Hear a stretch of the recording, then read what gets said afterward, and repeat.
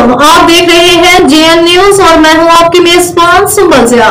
Bulletin का बाकायदा आगाज करते हैं और शामिल करते हैं अब तक की अहम तरीन खबर। सऊदी अरब के दारुल हुकूमत अल रियाज में 23 मार्च यौम पाकिस्तान के हवाले से सफारत खाना पाकिस्तान अल रियाज में पुरवकार तकरीब का इनेकाद किया गया, जिसमें Riyadh governor doctor Faisal bin Abdul Aziz, Pakistan के साबका chief of army staff general Raheel Sharif समेत दीगर ममालिक के सफारती कवर और पाकिस्तानी कम्युनिटी के अकाबरीन ने शिरकत की। तकरीब से खिताब करते सफीर पाकिस्तान अहमद फारूक ने अहले पाकिस्तान को यौम पाकिस्तान की मुबारकबाद देते कहा कि 23 मार्च तहरीक पाकिस्तान की तारीख में एक तारीखी दिन है। हम आज के दिन वतन अजीज के क़याम के लिए अपने इस्लाफ की शबाना रोज जदोजहद और उनकी कुर्बानी को खराज अकीदत पेश करते हैं। सफीर पाकिस्तान ने मजीद कहा कि पाकिस्तान को अजीम और हकीकी मानों में इस्लामी फलाही रियासत बनाने के लिए हर फर्द और हर तबके को अपना किरदार अदा करना होगा।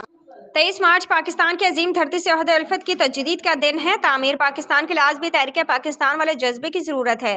तकरीब में म्यूजिकल बैंड ने अपनी परफॉर्मेंस से हाजरीन को खूब महसूस किया। तकरीब के आखिर में सफारत खाना पाकिस्तान के अफसरान सदर पाकिस्तान, वजीर आजम पाकिस्तान और वजीर खारजा के पैगाम भी पढ़कर सुनाए। यौम पाकिस्तान का केक भी काटा गया।